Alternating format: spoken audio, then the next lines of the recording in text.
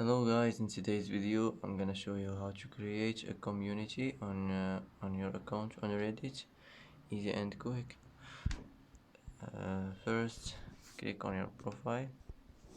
Now here you would find create a community, click on it, and now add your community name, and here choose public or private, and click create community, and that's it.